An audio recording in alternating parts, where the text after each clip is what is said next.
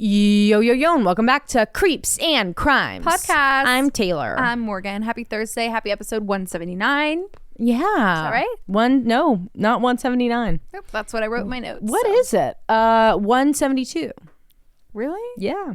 No. Yeah, that's right. I actually had to check because I thought 172. it was not 172. I kept thinking it was 179.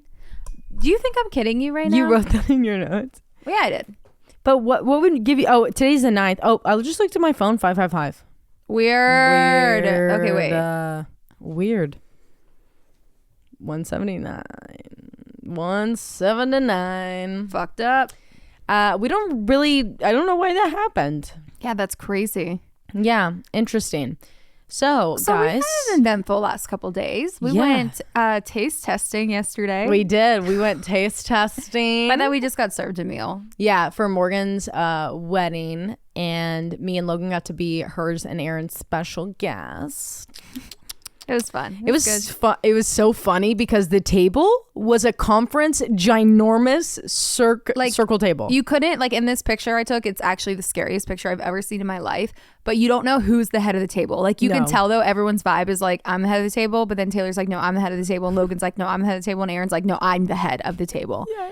Because we were all the heads of the fucking king's table. It was, and we all where were the poker cards? We were all doing the business hands in the picture because I don't know how else to sit at a table like that other than just I'm in a business meeting, so I'm gonna sit with my shoulders back and my hands together on the table. Yeah, and that's it. It was crazy. Yeah, and the picture is hilarious because it does look like we're at a real estate office, purchasing a commercial property together. Looks like we're about to play a serious game of poker. Yeah, it's so intense. The picture is incredibly intense, and we all have waters in front of us.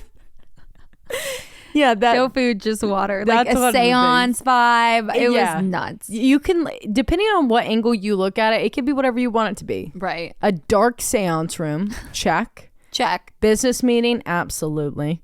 Real estate, check. Purchasing, yes. Casino back room, 100%. The high end room, check. Yeah, that's it. It was crazy, guys. Yeah, that's what it looks like. What else did we do since?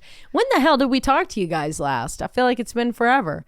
We were gonna do something on Friday, for Ollie's birthday. Oh yeah, but it was so fucking cold. So it was frigid. We were gonna meet at Balter Beer Works, and then we were gonna go on a walk and then meet at the brewery. Yeah, but didn't happen because I got there a little early. Started walking Ollie. I was just I'll just meet you guys at the brewery.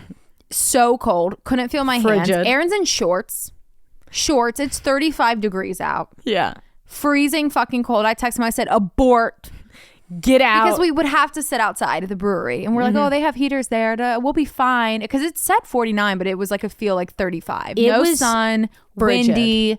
It was cold as fuck, and it's that southern cold where it's all encompassing in a way. It feels like you're in cold water when you're outside. Yeah, it was horrible. It's not even a dry, you can escape it. No, it's in your bones. Yeah. So we aborted that mission. But did we do something Saturday? I feel like I've seen you recently. I know. I don't think so though. No, I haven't seen you this week. We did talk a lot this weekend. What did I do Saturday? My mother-in-law came in town. We texted that morning. You know what happened Saturday? You don't know what happened Saturday? Or is that Sunday? Okay, wait, I know what happened this weekend. Me too. I am an auntie. Yeah, and I am too, by default. By default. My sister had a baby. Little baby boy. He's just sweet baby. He's so boy. Sweet. And I just want to go and give him all the smoochies in the world. Even though I know that's not allowed. We're not going to be kissing anybody. But I'll give him air smoochies. I would love to smell. Just... Smell what? Just fresh baby. Fresh vaginal delivery. No. Fresh baby. Fresh baby. There's just certain smell. I know what you mean. Puppies have it too. Yeah. It's so I don't know what it encompasses a mother. Yeah. Females. Because we have motherly instincts. It definitely does. I wonder if it hits a man like it hits a woman, because for some reason, the smell of a baby I'm like, I can like sniff it out. Like I'll be walking by a person with a stroller, a hound dog. and I'm like, "That's a brand new baby." Yeah, that's a brand new bitch right there. And I'll tell you what, it's a brand new mirror. I'll tell you what. And then I'll have to be like, "Oh my god, this is so sweet, it's sweet, baby." Yeah. So sorry, Marley had a baby. Yeah. So we have sorry, baby. We have sorry, baby. We have sorry, baby. Immediate merch line. That's. He was not an accent. So don't get that twisted. He was sorry, baby, because sorry, Marley. No, he's sorry, Marley's mother. Wait, no. Sorry, Marley is his mother. So by default, he's sorry, baby. Again, he is sorry, baby. That could be a whole brand. It gets a really fucking cute kids brand. Sorry, baby. Sorry, baby. Yeah, that's cute. If I see a fucking sorry baby, I'm coming for you legally. Let me tell you something. Lawsuit. This is the baby that makes me an aunt. So the first baby in the family, and it makes my mother, Beth Ann, a grandmother. And does anyone want to guess what her name is? I'm dying. It's BB. BB. She's sorry, BB. Sorry, BB. That. Yep. And sorry, Bucky. Yeah. That tracks. Yeah, I don't know what my dad's gonna be called. Like he definitely gives off like a pappy vibe. Definitely. Like he's 100% pappy. Yeah. It's not like grandfather Bucky. No. Like Grandpa Buck. Yeah. That could be one though. Grandpa. Yeah, it'd have to be Pa. But like my grandpa, my father-in-law will end up being Grandpa Bucky. You know what I think Bucky might do? I think Bucky is gonna let it be assigned. Well, no, he said already. He goes, what? He already said, well, none of my kids call me dad, so I guess he'll just call me Bucky too. Well, yeah, so it's gonna be BB and Bucky. That's kind of cute though. That's really cute. BB and Bucky. That's it. Yeah, that's the one. Like, where's your Bucky? Right. I'm gonna go to my Bucky's house. I'm gonna go to my Bucky's house. Like that's and everyone here knows that Bucky's not his real fucking name, but me. So. I guess it does make sense. My man's name is Mark. His name is not. Is literally not. His name is fucking Bucky. Government Bucky. name. That's really cute. Yeah, BB. No, my kids call me dad, so you know that baby gonna be calling me Bucky. Oh my god, this is a great idea. What? So the reason this is fresh on my mind is because I'm making matchbooks for this house. That like I'm gonna put in a tray and then resin over it. Saw it on TikTok. Oh no, I'm not gonna put resin over it. I'm gonna put it in like a little basket so that when like people come to visit my house, they can have like when you go to a fancy bar, you take home a set of matches. And sounds like a fire hazard. Do it. I'm gonna do it for this house. I'm gonna make one for this house. Like I made it a logo with like the address on it, just so like in 20 million years from now, when your kid's going through one of your fucking purses and they find a matchbox and it says like my address on it and it says like all this stuff, and they're gonna be like, what the fuck is this? What is this, a bar? And you're like, oh no, that was on TTT's house. That was the first house that they bought. And you're like, it's your legacy. Yeah, it's lighters. I'm creating a legacy is what I'm doing. But that's just like the one thing that me and Logan have done for like everything. Wait, I forgot to tell you this. So they're cleaning out my gutters. Cleaning out my gutters today, and he pulls out, throws something blue down on the ground, and our landlord's like, what is that? And he's like, some lighter. I'm like, who the hell was on the roof smoking?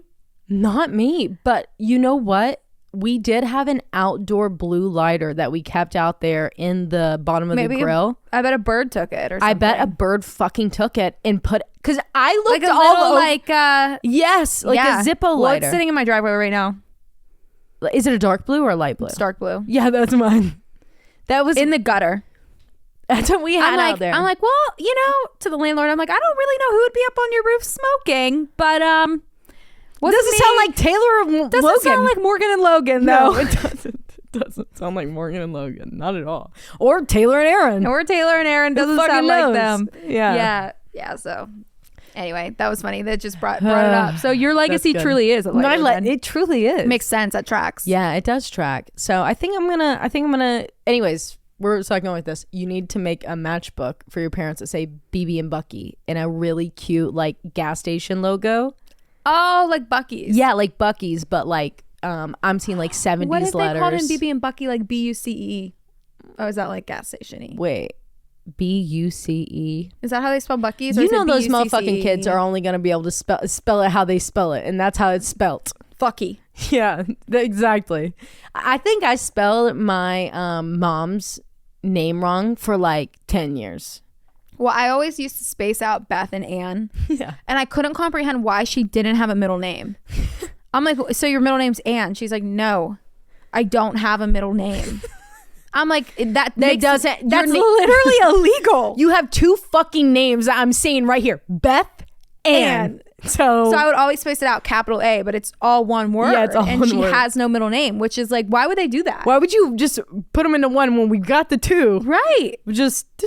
Yeah, so stupid. That's crazy. Sorry, Grandma. Yeah, you're like, you dumb. That's just stupid, though. Dumb. Give her a middle name. Everyone else got one. Was she the only one? Yeah. I guess that she got 2 in the front. Yeah. You don't get 2 in the back when you got 2 in the front. I guess not. I guess not, man. What is my dad's middle name? Bucky. Oh, I know it. Oh, okay. Okay. Okay. I was concerned. I'm like, wait, is that not Well, my dad's got approximately 32 different names, so Yeah. that was a thing for me to understand. Yeah, that didn't make sense, huh? It really didn't. I was like, so you're telling me that he had a name and other parents, and then my current grandparents stole him? And now he's got And new they names? changed his name when they kidnapped him? And new last names? This is crazy. What And is then, it? Mom, you've got 2 last names? Because when I met my mom for the first time, her last name was not her last name. What was it? Her maiden name. Oh. Yeah, because I didn't get married hyphenated until or I was a little bit older. Oh, okay. Yeah. Yeah. But like, it was just so concerning for When me. I met my mom. When I first met my mother, when I came out of the womb. When we went to the coffee shop together when I was approximately 2 years old. Exactly. The first time I She met had her. a different last name. When she introduced herself formally to me. It was a completely different name from than what I heard. Completely different. The first thing I thought her name was Mom. And that was really fucking concerning. that is crazy. That's a crazy. Do you remember having like, wait, hold on. So Nana's name is not Nana? right. She has a whole fucking 3 names? I got my grandmother, we called her Granny Nanny. Uh-huh. It was Grandma Nancy, Granny Nanny. Granny Nanny. So that one was easy for me to track. Mm-hmm. But for some reason, we called my other grandma started with an E. Mm-hmm. And I could never track it because her name is like, we'd also call her Grandma Betty. Oh. And I come to find out, maybe edit this out. Actually, fuck it. Leave it. Come to find out, we called her a last name of like, I think of like an ex-husband for like the longest. For all those years, you just Yeah. used her ex-husband's name? Yeah. Damn. No, that's What's your traumatizing. grandma name going to be? Oh, you know it's going to be something crazy. It's going to be something absolutely... I want mine to be grandmother. No, I don't want all that. I want to be grandmother. But I have a very specific type of grandmother that I plan to be. Right. Well, I want to be like rich grandmother. Yeah, I want to be Like you have an endowment. You're coming your way. I fall between. I don't you know get if married. I want to be like Gilmore, Emily Gilmore from the Gilmore Girls, which is like old money, proper, classy, fucking lady, a lady. Mm-hmm. But there's no fucking way I could pull that off. Yeah, but I think we could with the grandkids. Yeah, I don't know, but at the same time, I kind of want to be the grandma that they're like, yeah, my grandma's gonna come to Parents Weekend bar and go bar hopping with me and all my college friends. Like, I want to be that grandma. With Sorry, that not just freak you out? No, the ice melted. It's Okay, been 'cause moving your around. thing Yeah. just The ice has been melting behind me. I've been waiting for it to drop really hard on the straw. Yeah, it just did a full circle. So anyways, I go back and forth between what type of grandma I'm going to be. But then I also go back and forth between if I'm even going to be a mom I think to be it'd a grandma. Fun. I think it would be fun for us to play role like an old money lifestyle. Yeah, me too. Like, and so our kids are like, oh, they think that we're fucking rich as shit. right. Like, Old money. yeah, exactly. But like, we still have a lot of fun with them. So we're still really lenient. They get whatever fun. they want. So We're that like way the Hamptons That way moms. we're their favorites, whether Yeah. it's mom's side or dad's side. It doesn't matter. We throw the nice We have parties to be the favorites with servers. We Yeah. take them on vacation. Yeah. They want to be with us. Yep. I think so too. I think so too. I think so too. And I think that How, if we have sons, how are we going to God. deal with them getting married? Do you think we're going to be crazy boy moms? No. I think as long as they don't bring me know. someone that I can fuck Vibe with, then everything's good. I don't care. I really don't. But Yeah. like, if you brought me some psycho crazy bitch, I'm going to fuck her up. I'm gonna literally kill her. But do you think that's what like people think about us? Yeah, probably. They're like, they're the psycho crazy bitch. I mean, think about Or are they about like, it. oh, they're really cool? I mean, I feel like it takes a little bit. I mean, I know the exact moment that my mother-in-law like realized like, oh, I kind of fuck with her. Like, I remember it. I remember it changed. The relationship shifted. But the difference between you and your mother-in-law and me and my mother-in-law is that you've known yours since before you knew who you were. Right, exactly. Yeah. So she be knowing everything about you. Yeah, she do be knowing. She treats you like a kid, you know? Yeah. Like you're one of her kids, which is nice to have. It is nice. Yeah, that's really nice. I do appreciate that. Yeah, that's really fun. And my mom, but sometimes it feels like having two mothers. It does, and that's a lot. Yeah. Yeah. Well, my mom as a whole is enough mothers for 3 lifetimes. You know, the whole wide world. So she will make sure and mother you, and I don't need anybody else to mother me. And I think everybody can see that in me, because if you tell me what to do, I'm absolutely going to do everything but that one thing you just told me to do. Exactly. Just because you demanded me in a weird tone. Always. I hate that about myself, but it just seems like I get some mad respect for myself. So I'm going to get kind of build that rapport. Yeah, you know, you're just going to make sure that I know where you stand with me, and you know where you stand with me, and I know where I stand with myself. Yeah. Well, we're fucked if we have to edit this out, because, well, that was our whole intro. Wow. I think she said it's fine. Okay. Well, it doesn't matter if we have to edit out. Oh my God. Wait. Yeah, that matters. The entire intro. Yeah. Okay. So we got the clear from the sis. From Sorry Marley. She's posting this week. So it's in. It's going to stay in. Yeah. So anyways, I guess we've talked your head off enough, but I will ask you what you're the CEO of this week, and how you are sticking with your 2024 goals so far. Do you remember them? No. Oh my God, we forgot to tell them about the prediction.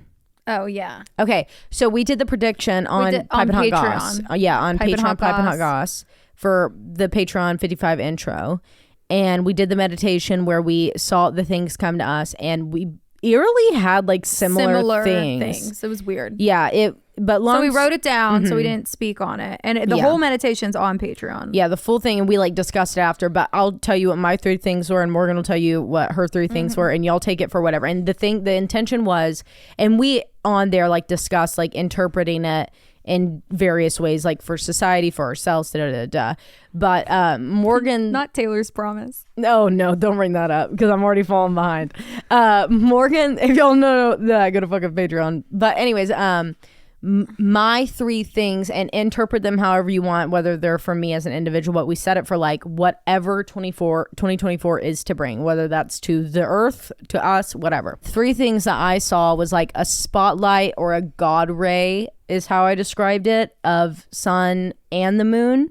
And then I saw a prairie with like a flowing grass shape, and women like dancing in it, and in like it looks like a cult scene. It looks like the scene from a cult movie in a prairie with just like midsummer. Sunshine rain was the important part of that. And then the 3rd thing I saw was like, I zoomed out of these scenes, like the moon, the sun rays, the prairie, and it was 3 different infinity circles stacked on each other. And then my vision like shifted, like if you turned your phone, you know what I mean? You know what I'm talking about? Yeah. And it was 888. So that was my last thing. Okay, well, this is what I saw. I saw I was on the beach. I was holding hands, there was a couple on the beach. They were holding hands. There was a little child, like 6 or 7 years old. I don't know. And then there was a like swap scenes by like this like shimmery sheer sheet. And it was like kind of like light purple, almost white, which like really tied in Taylor's, because they were both meadow and shifting. Like I drew it, and she was like, "That's exactly what it looks like." Yeah. And then I also saw a pine tree, like almost like a Christmas tree, but like it was just in the corner of my eye, and so there's no like Christmas lights or decorations. It was just the shape of a pine tree, which we thought that maybe because, I don't know, we were talking about something Christmas. I don't remember what we were talking about. But then I also smelled burnt weed. And that's it. Ocean. Oh, and I smelled cotton candy. You smelled cotton candy. Yep. So those were our predictions. What are you the CEO of? I don't know this week. I'm the CEO of being an auntie. I am the CEO of iPad Kid. Can I change my CEO? Yeah. Sorry, baby. I'm the CEO of my Nintendo Switch. No. I'm on it. I fell back into the doodling on the iPad. I'm playing Animal Crossing hardcore. Yeah, me and Morgan are violently in like a how can we disassociate in a healthy way right now? For no reason, really. I guess maybe that's part of a resolution. I haven't looked at my Switch in a year. Yeah. And a half. No. When was the last time we touched these? Yeah. It's been a minute. We need to get back into it. Sometimes I touch mine. Yeah, I touch mine to like grab it and like look at something. We haven't been bringing them in or using them, which we need to. What I'd really like to do is get a little the iPad stand, because you know how you can share your screen, and so like you could put something totally different on that while also like 2 monitors. Yeah, that's what I've been doing to practice. I had the grand idea that, you know what I could do? I could hand paint tiles. Wow. I'm not gonna fucking do that. There's already a mural on my wall that's about to be covered up tomorrow, so I need to not. You win some. I'm the CEO of being arrested because of home projects that are artistic projects that I have no capabilities in. So there's that. You know, like a mural painting, probably not my fucking thing. Remember when you were gonna be able to fully refurbish and repaint your entire kitchen cabinetry in a week? Yeah. I would have been able to do that. If If everyone would have had faith in me, I would have been able to pull it off. Simply, I would have done it. It would have been halfway painted. No, it would have happened. No one had like the mural downstairs. No one had faith in me. I would have fucking done it if everyone would have had faith in me. Again, the mural, no one had faith in me. Again, I had faith in you in the mural. You did, honestly. I did. I thought it was cute as fuck. I thought you for sure could do it. Yeah. And I think you doubted yourself. You were way too close to it, because far away, your outer frame, it looks good. It looks fine. Yeah. But the issue was it looked great the first go around. It was the correcting that got me, because I was correcting things and it kept getting thicker and thicker and thicker and thicker. But the first go around, if I would have just left it be. See, you're so artistic and you're so good at painting and drawing and being creative. But I don't think, not to be doubtful, you could never be an artist. No. You would go mentally insane because you're too much of a perfectionist. That's my downfall. And you would fuck up, like they'd be great at the beginning, but then you would fuck it up because you would keep doing stuff to it. That's why like digital art is my thing. Yeah. The ability to click back, because you can't do that in real art, like hand painted art. You can't fucking do that. No. So start over. I scrap everything. That's what I do. I literally, I made a whole art piece out of shit I scrapped. Yeah. That's pretty good. That's what my fucking that's what my thing is. Scrap art. Scrapbooking. It's called Scrappity Doodas. Okay, and then my New Year's resolutions, am I upholding them? I don't even remember what they were. Yeah. I would say like I am like in an upward path right now. My notes are slacking, but that's I didn't mean to be like no, it's okay. They're not. No, I was just being like, okay, I'm listening. But to like, you. It wasn't me being like, yeah, on bitch. top of things. I'm slacking, but I'm hoping, because we start our new schedule this upcoming Monday, that will kind of like kick me in gear. Yeah. I think for mine, I'm doing a really good job with the spiritual practice that I want to be putting in.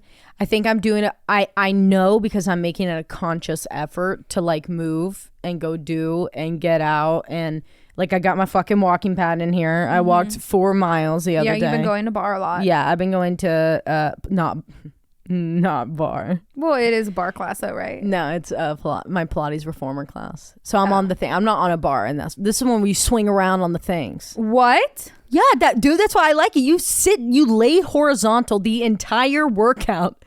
You're connected to ropes? Yeah, like you pull like these pulley systems, and those are your workout with your own body weight. It's so fun. If you're driving, throw that shit on cruise control. If you got a glass, pour that shit up. And let's get creepy.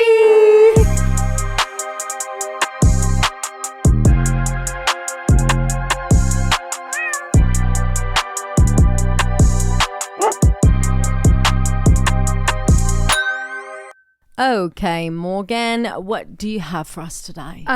So I am having a little bit of an obsessive time watching TV shows and doing notes, paper and pen.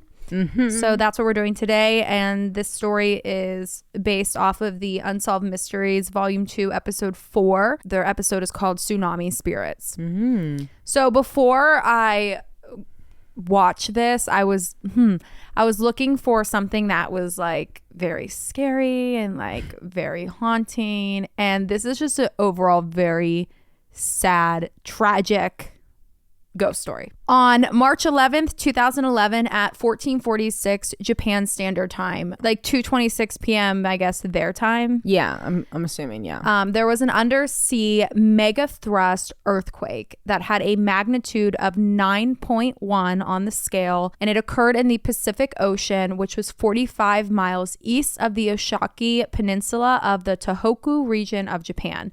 So the Tōhoku region is north of Tokyo. Mm-hmm. And it's like if you're looking at a map, Tokyo, and then it's like a big giant region, but more specifically where this earthquake and what would follow would hit is a little area / town called Ishinomaki. Okay. I think I said that right too. This was the most powerful earthquake that was recorded in Japan in history, and it was one of the largest earthquakes reported worldwide. Right. So this today is still the largest earthquake that has ever came off Japan's coast. That's crazy. The earthquake itself lasted for 6 entire minutes. Oh my God. And it was preceded by a number of large foreshocks with hundreds of aftershocks reported. So it was nonstop rattling, buildings collapsing. It was bad. Yeah. The residents of the area knew what was coming next, and they had approximately 20 minutes to get the hell out of Dodge. Yeah. And they needed to evacuate from what was already a crumble and debris filled town. So imagine an evacuation order with the streets being cleared. And then imagine an evacuation order where you may or may not be able to get out of your workplace, because it's the time of day people are at work, your apartment buildings, the hospital, because there's debris everywhere, and then the roads aren't even clear. Right. So a lot of people were unable to follow the evacuation order.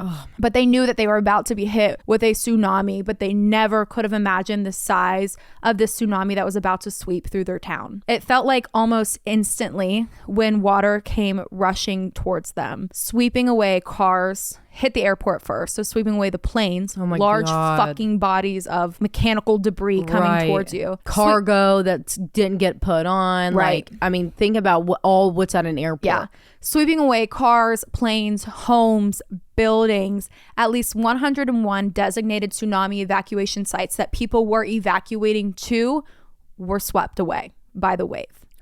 Its maximum height was 131 feet high, and it just kept coming, wave after wave. So this tsunami and this earthquake was so large that it broke icebergs off the Salzburger ice shelf in Antarctica, 8,100 miles away. Oh my God. It was what broke off was a 31,000 acre of ice that broke into the ocean. That's how large this earthquake was, and that's how large this tsunami was. God. While the earthquake and tsunami were devastating in itself, it was followed by a horrible snowstorm. Oh my God. On top of this, snow would not stop falling as the tsunami, like leftover waves, kept coming in. So people that were above high ground but were probably drenched couldn't even get warm because it was downpouring snow, and it was 0 degrees Celsius outside, which is 32 degrees Fahrenheit. Oh my God. Freezing cold. And this tsunami is also like a mud tsunami. Right. Think of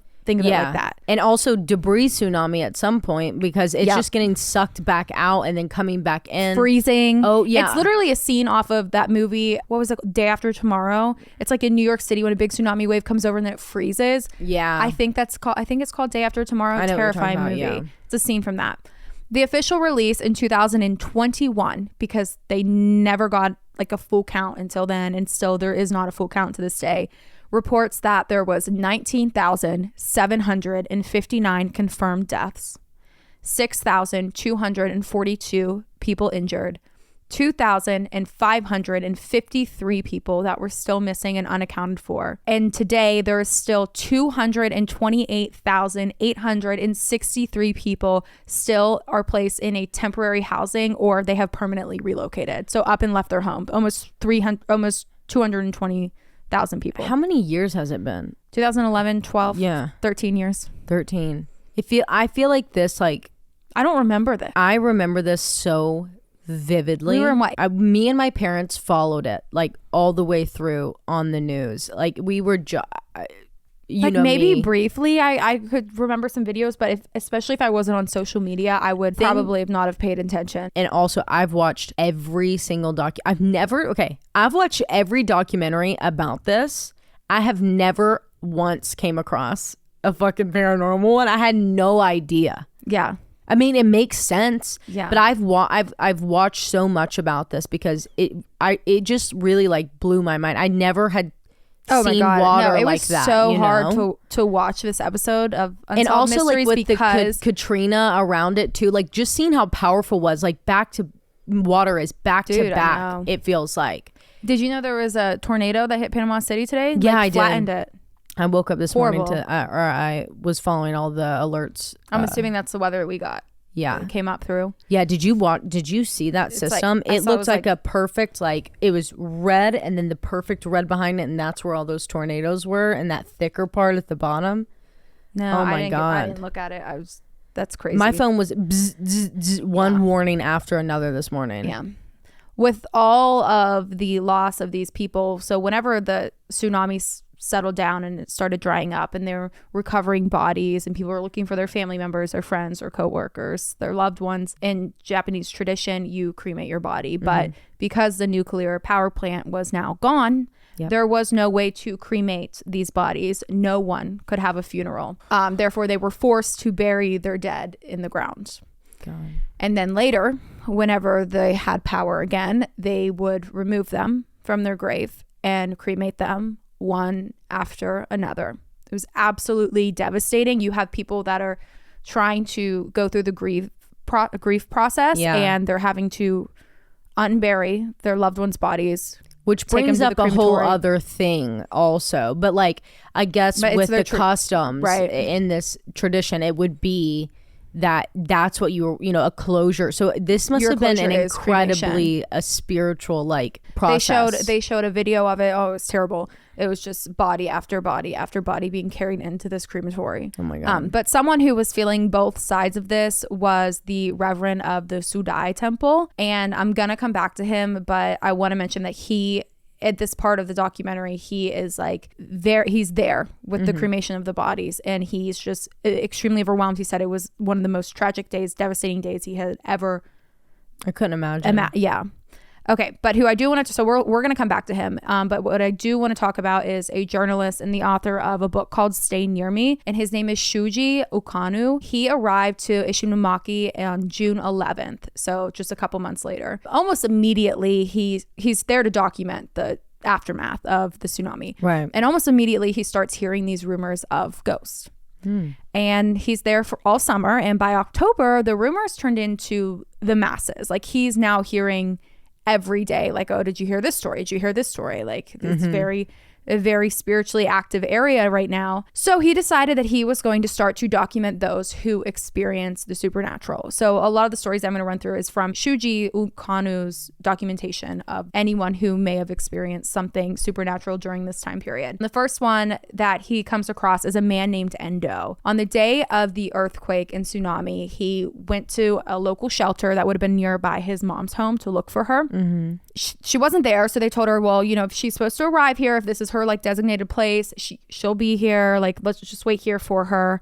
And so he did. Okay. And while he was waiting there, he was walking around, and in one of the rooms he saw this older woman, and she was just sitting in a chair and she was looking outside the window. He's walking up closer to her, and he's realizing that this woman has his mother's clothes on. Oh. From that day. Again, this is like the day of the tsunami. So waves are still kind of pouring in, but this is a designated area that his mother's supposed to go to. Right. He's realizing that that's his mom's clothes on. So he gets closer and realizes that that is his mom right then and there. So he took his camera out and he wanted to take a picture, send it to family, just to let him know, like, everything's fine. I got mom. Here she is. She's safe. And as he's taking the picture, her face just kind of like changes and morphs from, like, he had a full like, mom, are you okay? I'm good, sweetheart. Like, right, like, let me take a picture. Your picture. Like, it wasn't just like no talking. There was conversation with his mother. And he had been realized that's my mom's clothes. That's my mom. That's a quick process. So he's like, mom. Right, mom. exactly. Yeah. She's turned, they're chatting. He takes the picture. Yeah. But while he's taking this picture, her face like changes, like morphs into somebody that he had never seen before. A woman that he did not recognize. And he later finds out that the bus that his mom was in, taking her to the shelter, was washed away by the tsunami around the exact same time that he saw his mother's clothes on this stranger and his mother's face on that stranger's face. Oh. The exact same time that he took that picture. Because she knew her son would be there waiting on her. Yeah. So she was like, I got to go tell him. Like, he's going to be worried. I know. Oh my God. That just shows you the love of a mother. I know. And how it's amazing. This entire segment will show you how spiritually in tune Japanese culture really is. 100%. Yeah. So Shuji, the journalist, found out through his search that many people that survived the tsunami were just desperate to speak to past loved ones, to get a message from a past loved one that they lost during the disaster. And he came across a mom who had lost her 3-year-old son during the tsunami. And every night, her and her husband and their daughter, they would sit down for dinner at their table. She had one toy left of his. And before eating, she would look at her son's toy and she would say, Shayan, it's time to eat. She was just trying to keep his memory alive, keep the family intact. And self-preservation, too. This was every night that was happening. Well, one night she had put I think because she had put so much energy into this routine and recognizing her son, that one night this toy train, after she said that, had lit up and made its like choo-choo sound. And it's in the other room. This toy, according to Shuji, has a manual switch on it. And so it was like clearly like the little black one that will break your fingernail if you ever try to pull it. It was actually like a little like train that you would sit in. Okay, but it had like a front engine, almost like a so you can go in there and you can flip the battery off. Yeah. Like and it was off. Yeah. And it was beeping and lighting up. On top of that, she thinks that he came through that day because she was down bad prior. She was very suicidal. She was very depressed. And that day she was at her absolute lowest, was ready to take her own life. And she said that toy turning on gave her purpose again. Oh my God. My God. Something, dude. And the routine like allowed him to see like, here's a portal, here's an open door, like you can walk through it. Right. Wow. Yeah. It's a good one. So in Japan, it's very uncommon for victims of tragedy and disaster to receive any sort of grief counseling, like the States. Yeah. Like, if something disastrous happens, like there's always, the Red Cross has grief counselors there almost immediately.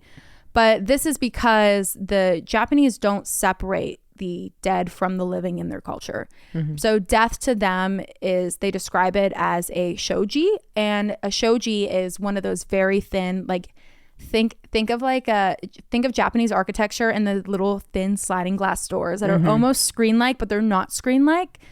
So it's a very thin sliding door.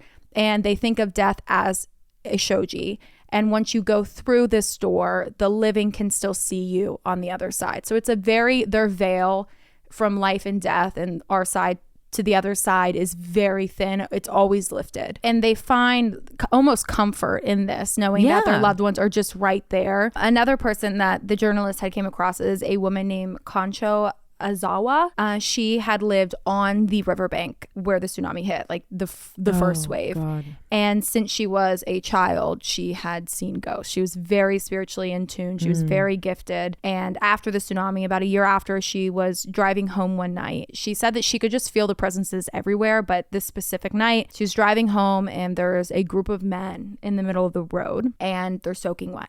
So she pulls over and she asks them, she knows what's going on. Yeah. She knows that these are apparitions. These are not live humans. Yeah. These are spirits. Yeah. And so she pulls over and she's like, what happened, guys? Like, how can I help you? Oh, that's really sweet. And they told her, like, we're just trying to go home. We just want to go home. And so Kancho is like trying to explain. She says she walks through this. At this time, she had been walking tsunami victims in their spirits through this process of trying to understand that they are dead numerous times before this event took place. And she said she just told them what had happened. You were in a tsunami. You passed away. It was very tragic. A lot of people lost their lives that day, and just trying to get them to understand that they had died and they just vanished. Soaking wet. Wow. Group of men. God, I'm sure like all the people that are spiritual mediums, like psychic mediums, like imagine that, like walking people and I'm gonna talk about one specific girl here at the end who is very gifted and was almost like a portal to all of these victims. Oh, wow. Yeah. So one of the most believable stories in general, because they come with physical records with the sightings, are those of taxi drivers.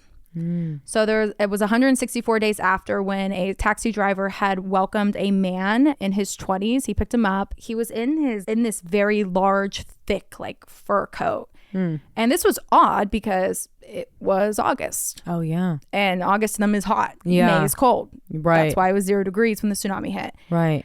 And so he was like, well, this is a little strange, but nonetheless, he's like, where are you headed? Like, where are we putting you in? The guy told him that he was going to go to Oshinmaki, which was hours away. So the taxi driver puts it in and he starts driving. They drive all day long. They get there around nighttime, and this passenger is in the car, but the passenger was quiet the entire time, was just looking forward. Like, they never spoke. It was a very quiet ride. And when they arrived, it was dark. Puts the car in park, looks through the rear view mirror, and this man was gone. So he gets out of the car. He's looking around. He's like, what has anyone seen my person? Guy? Yeah. And there is hundreds of stories like this with taxi drivers. It's one of the most common stories that come with the tsunami. And in all the cases, the meters were running for hundreds of miles going back to Oshinmaki. Someone had to pay for this. Right. Like, if your meter's running up, you got to pay that. So the drivers would pay it, and they said that a lot of us lost family members, friends, co-workers in the tsunami. They were just happy to do this. Oh my God. So a lot of them after a certain point knew that what they were picking up was an apparition, and they would still drive it and drop them off. Because they are like giving, like, I mean, that's almost, I feel like for some spirits the same as people walking them to the light, like going back and realizing. Right. Oh, that's how kind of them. I know. I wish there was a foundation that we could. I know that we could literally pay the taxi cab fare. Yeah, like that. I would 100% donate to that. I'm assuming they work for a company, and it's the company that's collecting a check. It's not like they're just like, oh, we don't get paid for that gas or that time. It's they have to put forth that bill. Right. It's just like if you were a server and you were racking up a table's bill, no matter what, that shit's got to get paid. Yeah. Freaking, I mean, amazing people is what these taxi drivers are. Yeah. What we do know about Japan is that they have suffered numerous, and this is not the first tragic event that has happened to them, whether elemental or warfare that cost the lives of thousands of people. But none of those events in their history has surfaced ghost stories like the Tōhoku region does in the Oshinmaki town. And a lot of people believe that it's because the Oshinmaki had the slowest development compared to the rest of Japan, specifically the entire Tōhoku region north of Tokyo. They were always more rural, more old beliefs, old style life, and they would hold on to their spiritual traditions because of this. And they believe that this is their way to cope, but they also think, like researchers into this topic, professors, they think that they're almost like manifesting this because they do what's called kuchuyoshi rituals, which is when spirits of the dead are invited by a shaman, your shaman, to come and connect, and the shamans are vessels for the dead to tell their stories. Which brings me back to the Reverend of the Sudai Temple. His name was Reverend Kanada, and he was the 26th generation monk, I guess. Wow. And he grew up in this temple. He went to college and he later trained as a monk, but all of his education and training couldn't prepare him for what would happen after the tsunami. So one night in the temple, he had answered the door,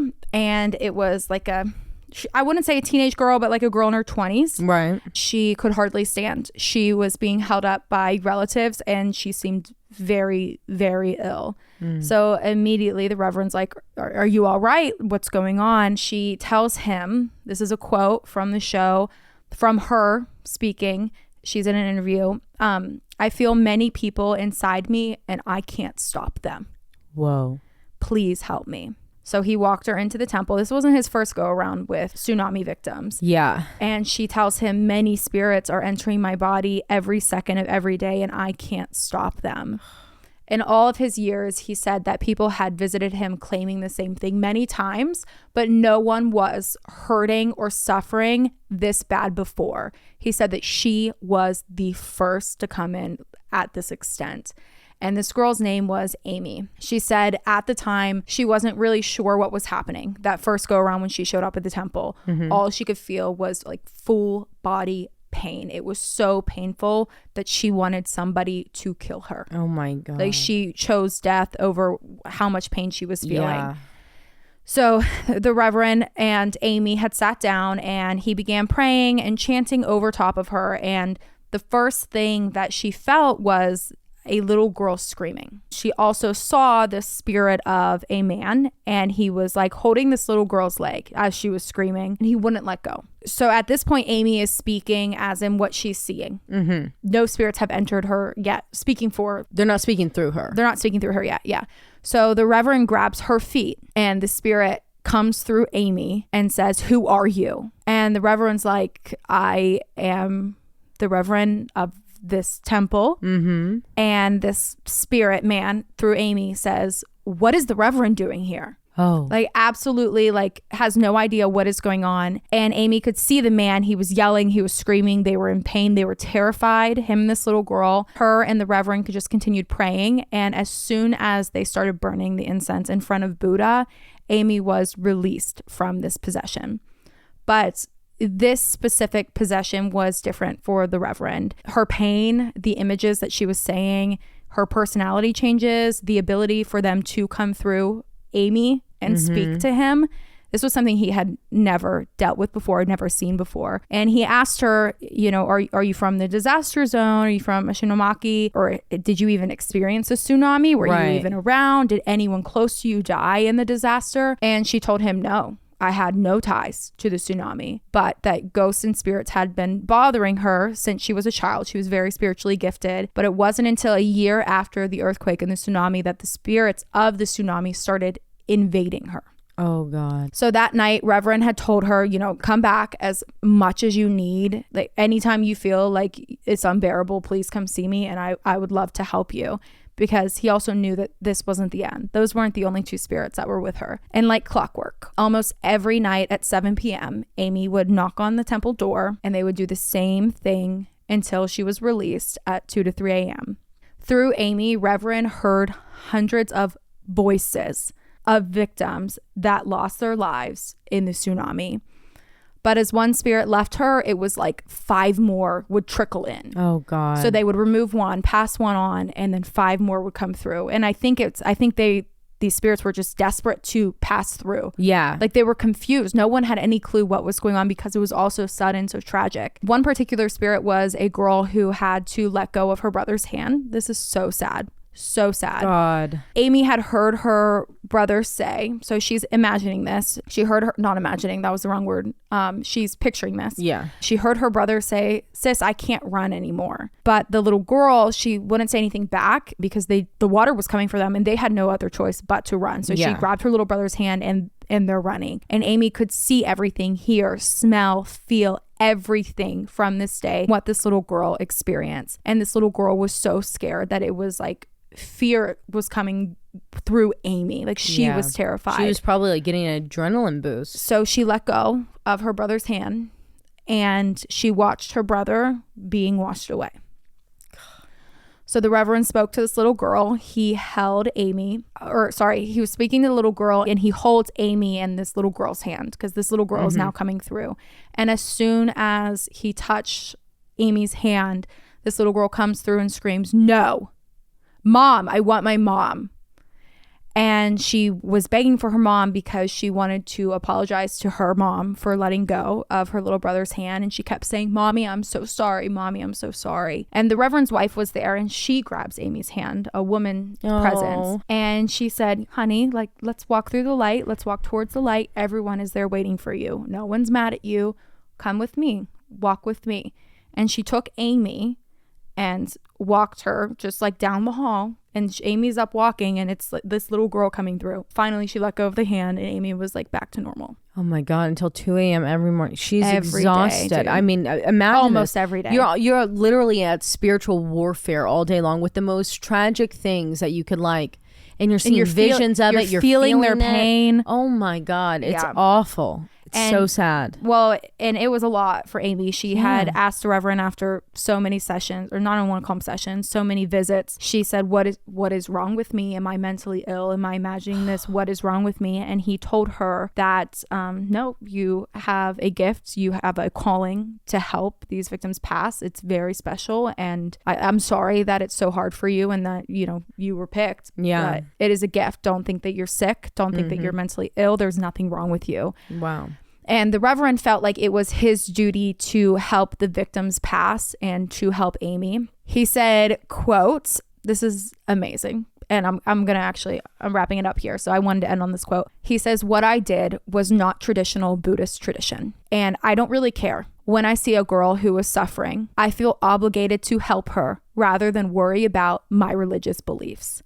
And that, ladies and gentlemen, is a reverend, a monk. And I would follow him into a black hole. I mean, that is incredible. That right there, that tells me all I need to know. Yeah.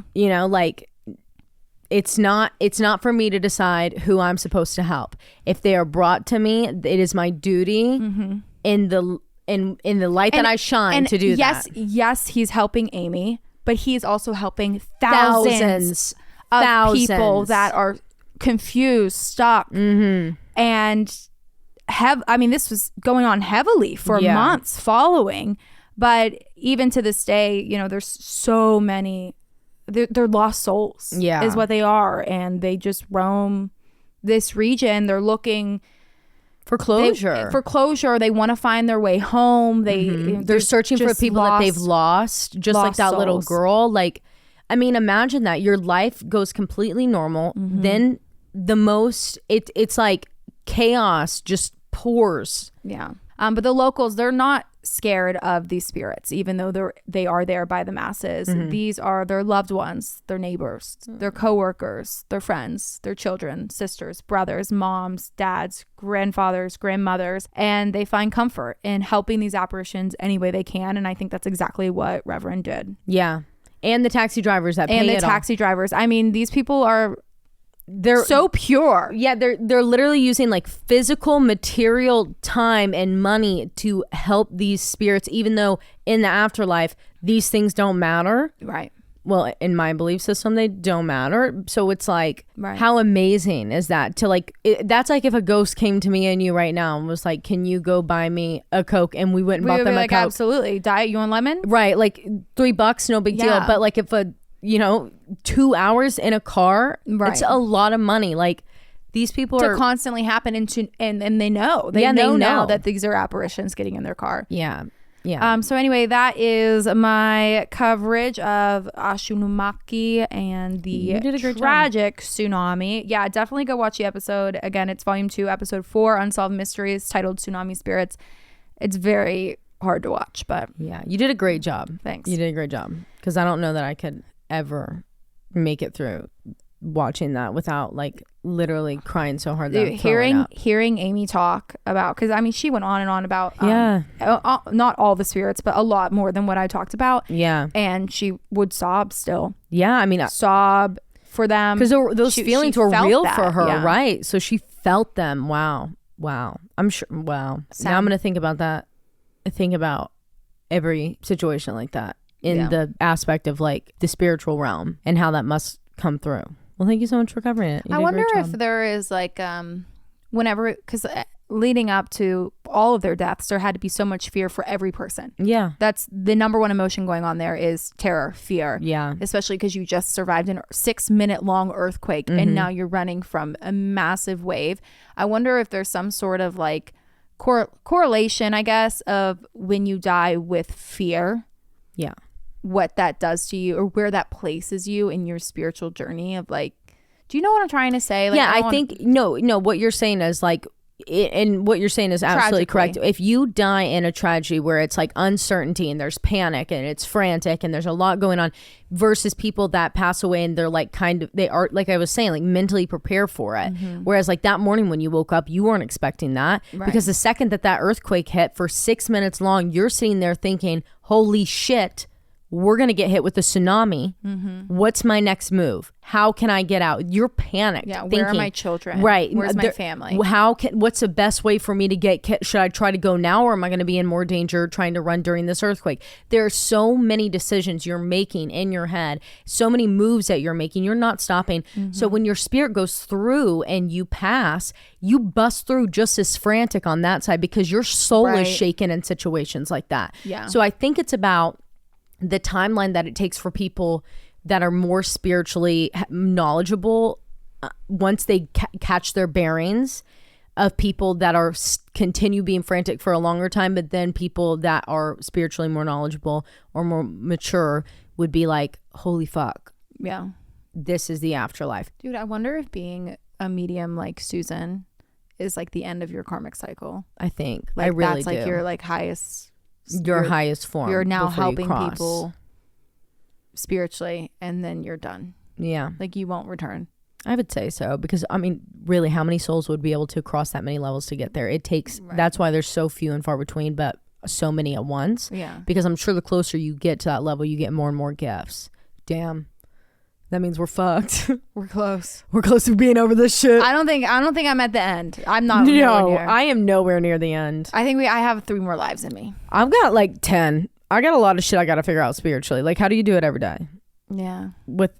Consciously do it every day. Because subconsciously, I know I'm doing it every day because I'll feel it every now and again, but I'm blocking off all the time. I'm on do not disturb. I'm on do not disturb year round. What? Did you hear that? No. Something just made an electrical sound, and it went zoom out of my left ear this way. I didn't hear anything. I thought the computer was about to turn on. They said, you want to be turned on, bitch? Zoom. No, Bluetooth signals are off. Airplane mode. It was like a volume by, and they just zoom. It was zoom. Like, no. All right, you're up. Okay. So the case I'm going to tell you guys about today, I actually was pretty much like 100% convinced I had covered it. And so I want to make a formal apology to everyone who has like requested this case. And I vividly remember someone commenting on a live for me to do this case and me telling them, oh, I covered it. Like, you just go, sir. And I'm so sorry. Because and maybe we did. I mean, really, I had to sit here and like, I had to ask Morgan beforehand, because I really did think I had covered this. So I'm so sorry. Like, this is a formal apology. I'm serious, because this is a case that I really need to cover, and like more people do need to cover. Anyways, I do formally apologize. So this is the case of Kenneka Jenkins. I do want to say that there is a lot in this case that cannot necessarily be, I have many sources for everything. However, there's a lot of hearsay. Okay. On the night of Friday, September 8th, 2017, 19-year-old high school senior Kenneka Jenkins left her house in the west side of Chicago, Illinois, in her mother's car at 11:30 p.m. Kenneka told her mother, who she was very close with, her plans for that night were that she and her friends were going to go celebrate her getting a brand new job that she had just landed. They would be staying at one of her friends' house afterwards, but they were going to go bowling or they were going to go to the movies. Kenneka's mother, Teresa Martin, was so happy for her to get this job, to have these awesome friends that like love celebrating with her and celebrating her, and because of just how amazing of a daughter that Kenneka was. She was an amazing student, an amazing daughter, a great sister to her siblings. Her family refers to her in like various different articles as, quote, their shining star. Oh, that's cute. Teresa had been diagnosed with breast cancer, so her mother, just a few years prior, and was doing everything in her power to fight it. And that entire time, Kenneka stayed by her mother's side, taking care of her, barely leaving the house other than to go to work and school, but just mainly focusing on her mom. Thankfully, Teresa recovered fully and beat cancer.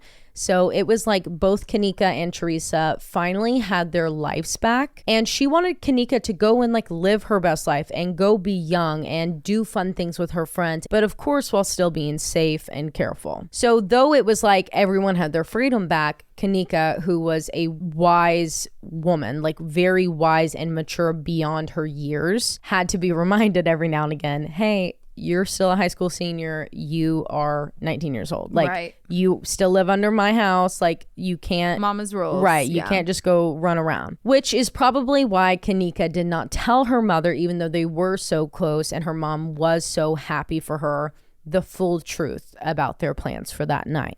Kenneka and her friends were actually planning to go to a friend's house, get ready, and then go to a private party at the Chicago O'Hare Crown Plaza Hotel in Rosemont. And the party was going to take place in room 926. So after leaving her house that night at 11:30 p.m., Kenneka went to her friend's house where all of her like group of girls was already. They pregame, they got ready together, did girly things.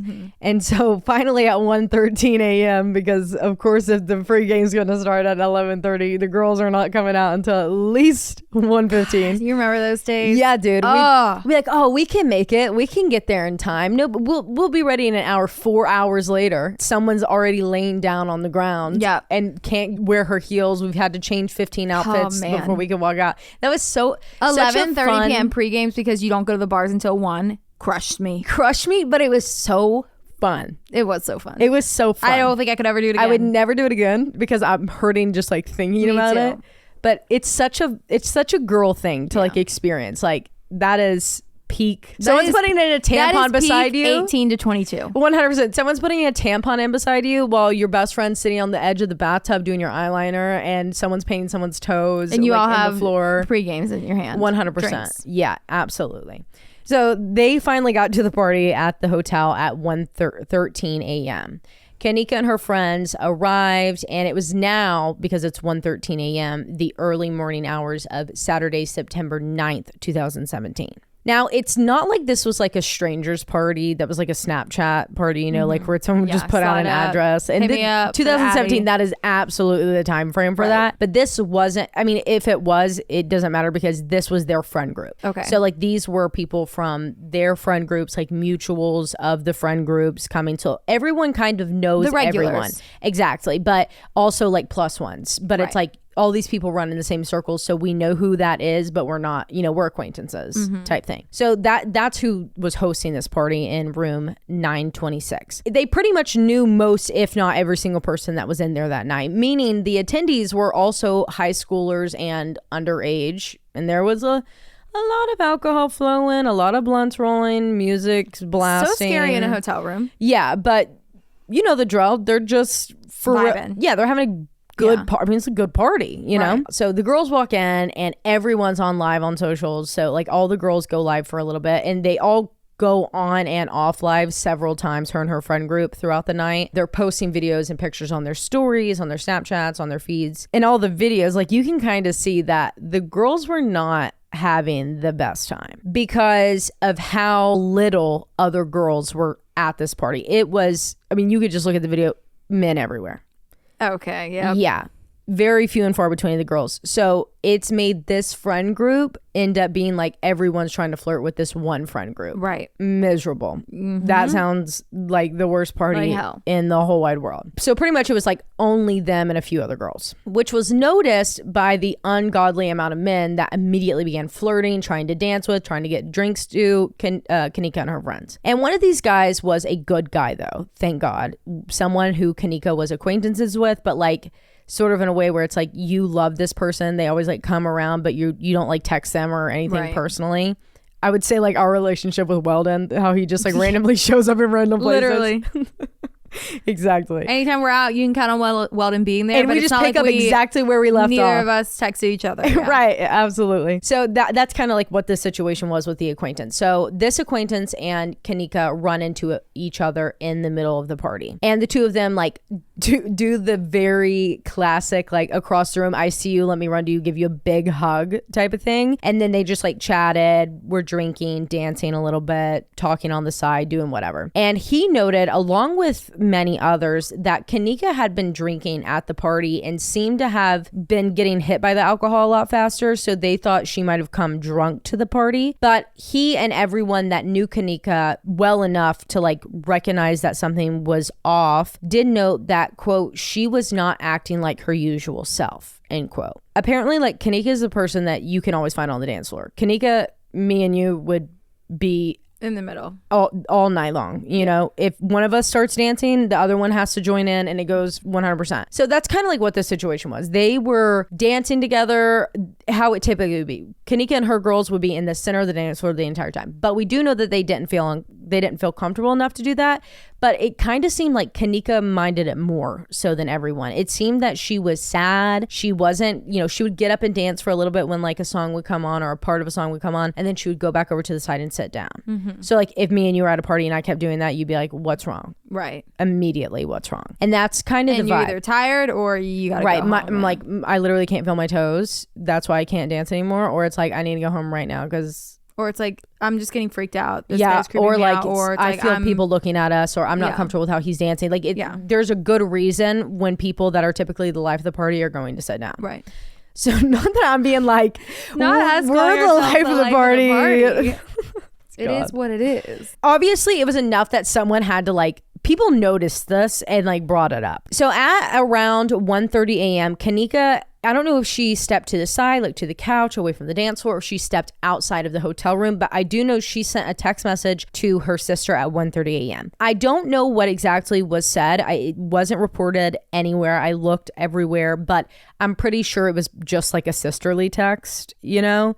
Not something that was crucial for the case, or else it likely would have been released. But then again, I don't know, which you'll understand what I mean by that later.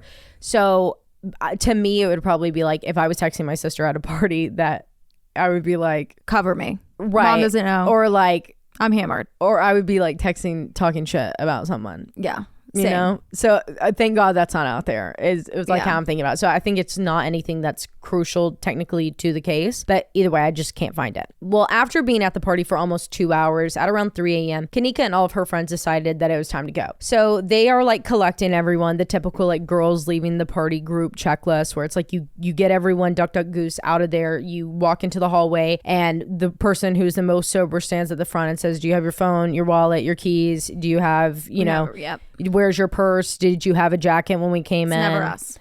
No. So anyways, that, do you have your phone, wallet, lip gloss, jackets? What do you have? What are we missing? What do we need to go back for? When Kenneka, according to her friends, realizes, like going through this checklist, that she doesn't have her phone and possibly a few other things. I think maybe was missing her purse or something, or maybe it was like her phone wallet, like had a phone wallet, because it's 2017. I'm assuming there was a phone wallet involved in this. So she was missing a lot. So her friends are like, okay, well, because they're looking at Kenneka as Kenneka's saying this, and Kenneka's like sliding down the wall. Okay. She was really drunk. So she's like sliding down the wall, can't really, like another girlfriend's holding her up, and they realize that she doesn't have her phone. So they're like, okay, we're going to go back in and find it. Let's lay her down on the ground. So they sit her down. Some reports say that they said, I'm going to go with in this version that they sat her down, or she was leaned up against a wall by the elevators on the 9th floor, because that's where they were like kind of doing their checklist. But the reports on exactly where they left her vary. But either way, they just like sat her down because that's how drunk she was. And like when you have someone, just talking from like my experience, that is that level of drunk, like you can sit them down and you're going to come back and they'll be there. But when her friends got back 10 minutes later after doing like a 10-second tidy sweep of the entire hotel room, finding her phone and returning to her, they could not find Kenneka. Oh my God. Yeah. That's like stomach dropping feeling. I couldn't even imagine. No, because we've done it so many times where someone's like, blacked out or something, and we need to go back in to get one last girl. Yep. You just, stay here. Right. And if there's another girl nearby, but there's not another girl nearby to be like, will you watch her? Right. Type thing. And she doesn't have her phone on her because that's what they're going to get. So people, I'm not going to say anything about that just because like I know in that situation, I probably would have done the same exact thing because we had done it a million times before at 19 years old, but some people bring this point up a lot. So they go and they start searching all over. I'm talking every floor. They basically did like the Buddy the Elf, like swipe down it, go down every floor thinking maybe she jumped on the elevator, it opened and she got on it and it just went to a floor and she walked off. So that's what they start doing. Just what you would do if one of us was missing. Right. You just search everywhere that you can think. And they're like, okay, maybe she went to the car because the car was in the parking lot. So they go down to the car. She's not there. And at this point, it's 4 a.m. It's been an hour of them searching for Kenneka. They have not seen her in a full hour. So they broke down. Once they got down to her car, which was her mom's car, they called Kenneka's mom, Teresa, at 4 a.m, which as like being a mother and getting a call from your daughter's best friends at 4 o'clock in the morning, like that would be stomach curling. I wouldn't even awful. So they first ask her like, hey, is Kenneka home with you? Because they were thinking like maybe she got an Uber or something, or who knows, you know, again, an hour had passed and they were there with like all of their friends, like people that they all know. So someone could have found Kenneka and like sent her home in an Uber. Right. You know, who knows? And Teresa's like, no, she's with you, spending the night at your house. You're going to the movies, or you're going bowling. So they had to tell her the full story. And they're like, Teresa, we can't find her. We need help. We don't know what to do. But Teresa doesn't have a car because they're in her car right now. Oh my God. Teresa figures out that one of them had been sober, had been the DD that night, because they were celebrating Kenneka. She was just the only one with a car. So someone had been the DD. They get to Kenneka's house, Teresa's house, at 5 o'clock in the morning. And they go inside immediately with Teresa, talking about everyone that was there, going and looking at videos, calling, and they start doing like a phone tree. Anyone and everyone that they could think of. Hey, do you have Kenneka? Did you find her in the lobby of the hotel and take her home? Like, where is she? They're looking at pictures of lists. Who was at the party tonight? Can you see if they know where Kenneka is? Type of thing. And they did this until 6 a.m, but no luck. So by this time, realizing that they're not having any luck finding her with anybody that was at the party, they have family members and friends already up and going down and searching everywhere. So searching the hotel, telling the hotel what the situation is. I mean, they are all going up and down. They're having the like manager come and open locked doors that have possibly been locked, asking if anyone's showing pictures. They are doing everything they can. And at 7:15 in the morning, they have had no developments. They have no idea where Kenneka is, and hours are passing fast. So they finally break down and call police. Teresa Martin called 911 from the hotel parking lot, and the call goes pretty much exactly how you would expect. The dispatcher says, oh, well, you know, she's 19 years old and she's just been gone just a little bit. You know, she was at a party. She'll come home. Like, you guys go home, rest, take a shower, eat something, take a nap. And I'm sure by the time you wake up, by the time you get there, she'll be right home. And Teresa is doing her best to explain the severity of this situation. This is not like her daughter at all. Her daughter just took years away from her personal life and her social life to sit at home and nurse Teresa back to health. Right. Kenneka is not the type of daughter that is just going to willy-nilly not go somewhere. Right. Yes, she might have lied to her mother about what exactly she was doing that night. But I did that every weekend. But guess what? She was at home when she was supposed to be home. Yeah. And she had straight A's. She did everything that she was supposed to do. So she goes out this one night. So what? Why would that make it not less urgent than if she was? You know, it's just ridiculous. So she explains this to the dispatcher. Again, writes her off. No, well, she's, 19 years old. That means she's an adult. Like, just again. So she continues going on. Teresa's like, no, listen to me. She's 19 years old. She was drinking at a party, an underage party that was being thrown at a hotel by underage kids who were all drinking. So you're talking about a 19-year-old who doesn't know the effects of alcohol on her body, who is at a uncontrollable underage party and is drunk, and now I can't find her and she doesn't have her phone. You think that she's somewhere safe?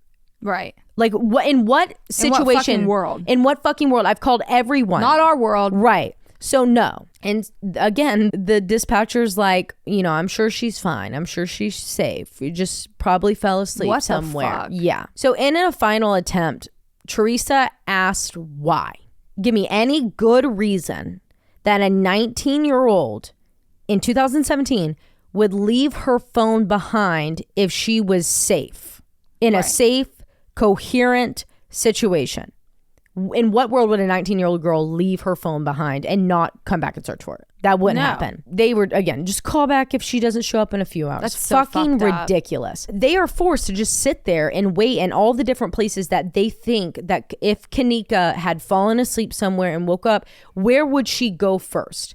Or where would she go? Where, if she was closest to this side of town, whose house would she go to? How would she get home? And they basically went and set up camp with the people's houses that they know that she would go to, and were like, stay home if she shows up. And then meanwhile, they have like other friends and family members going out and searching the streets and searching the hotel and looking outside and waiting outside, going to people's houses that were at the party that night and asking them in person, when was the last time you saw Kenneka?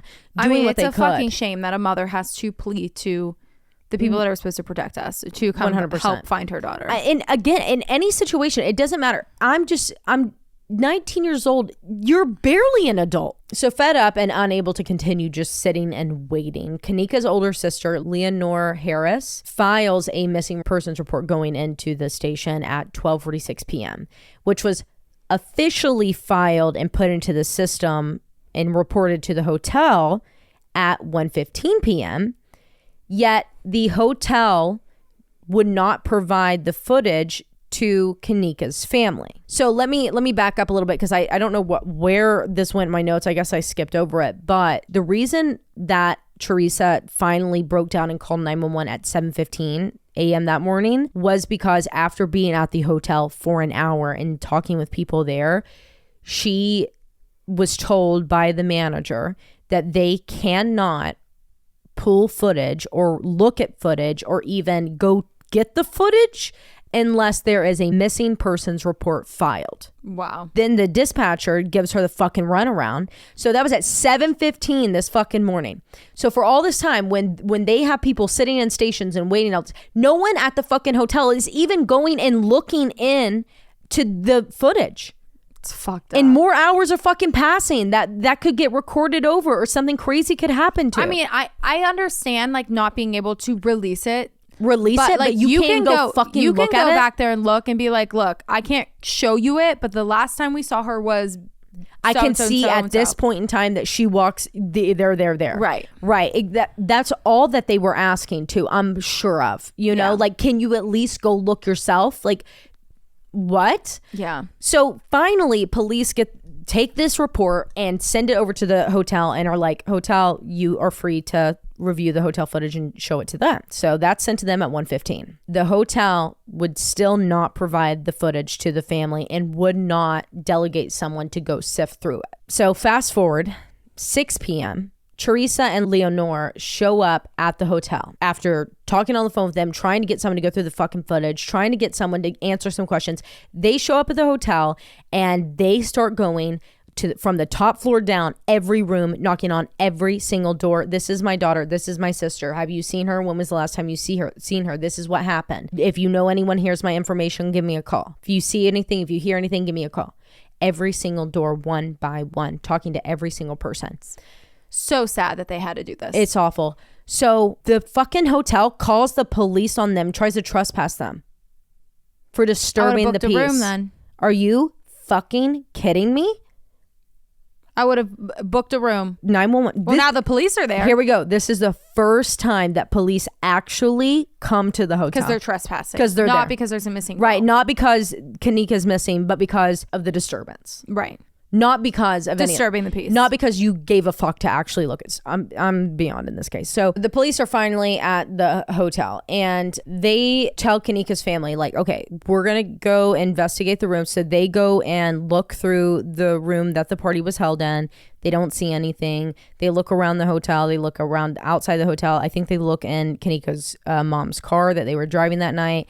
Look around. They don't find anything. And I don't know if Kenneka's family was there for that, because I do know that they were told to go home and that police were going to go through the footage right then and there and with the hotel staff, and that they would reach out if they found anything. But this was going to be time consuming because it is to sift through that. And this is actually the first time that police kept their promise. If they started at 7 a.m., then it wouldn't be right. Then we would be, be, over it. So finally at 10 p.m., 19 hours after she was last seen, investigators were able to locate Kenneka in the security footage for the very first time. The first time that they saw her was around the time that her sister had received that final text from Kenneka at around 1:30 a.m. She was in the hallway with a few people, then alone in the hallway, and then back with her friends at the party. At 3 a.m., they watched Kenneka and her friends come out of the party and then go to like the elevator at the 9th floor. Again, I don't know if they went down the elevator, if they were up there when they do the lineup, do the checklist.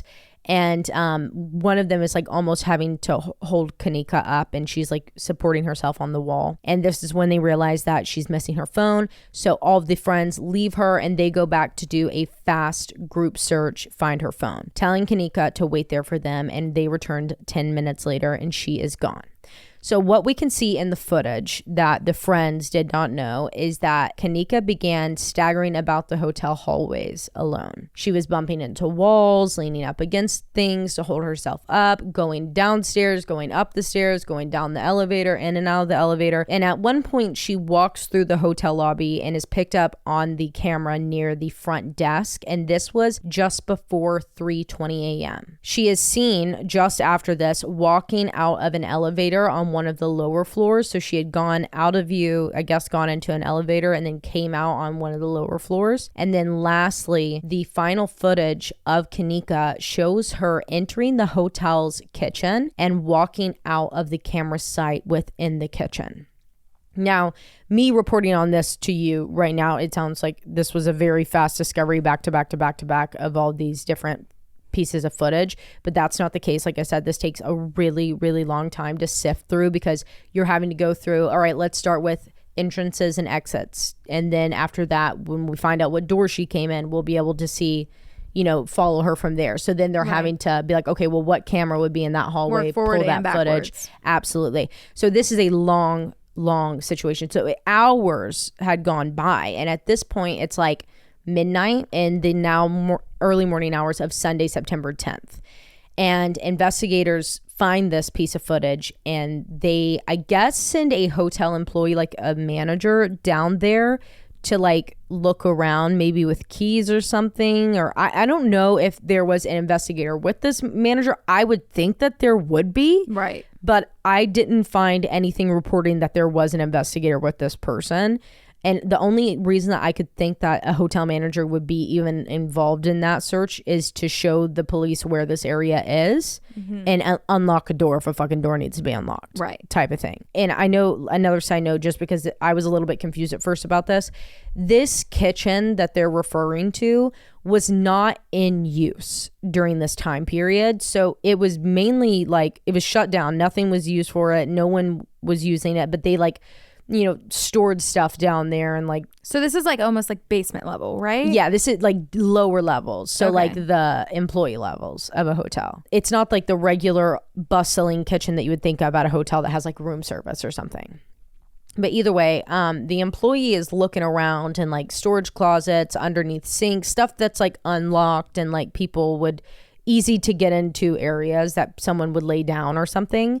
And they're looking all around. Then they walk into this like walk-in cooler.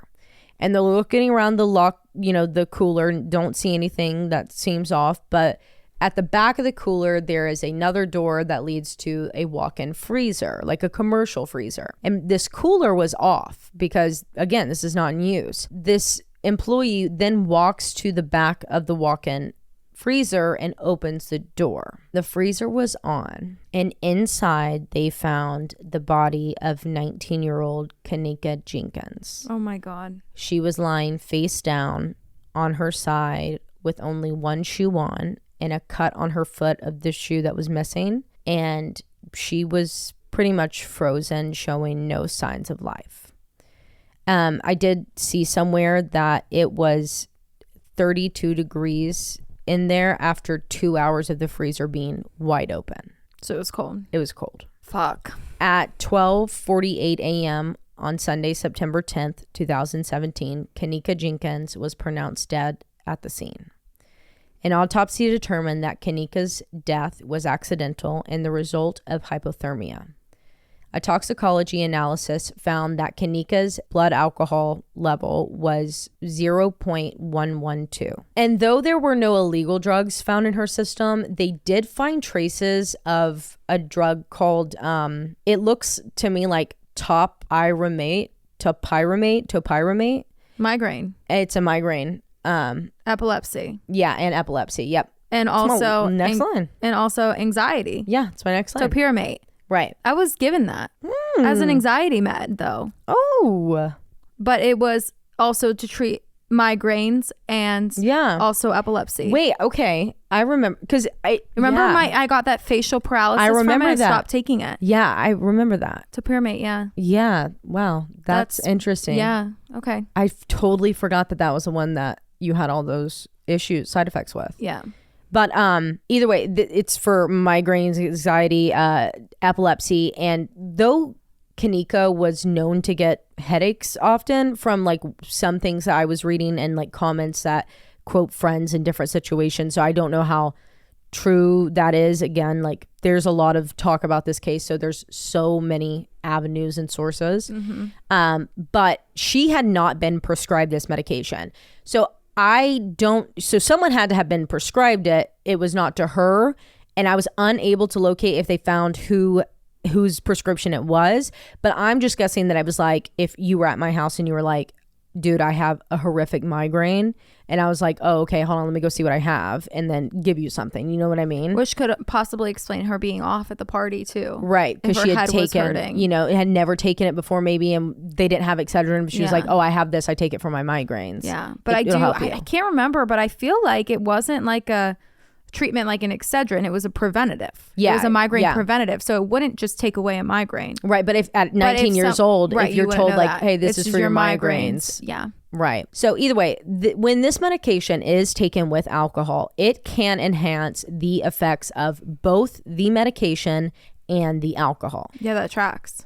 But they would also aid in these combined. So both alcohol and this medication together would aid in the progression of hypothermia. Basically, this combination speeds up the effects of hypothermia. That is according to reports from the NPR that I read. It's probably has to do with like circulation. That's what I'm thinking. Yeah. I read that. That makes sense to me though. Yeah. Okay. I'm glad it tracks with you because at first I was thinking like you hear alcohol sometimes is like not okay. Obviously it just makes you feel warm. It's not necessarily heating you up, but it does make you sweat. Yeah. So some people say that it has reversed, like it helps you to fight hypothermia.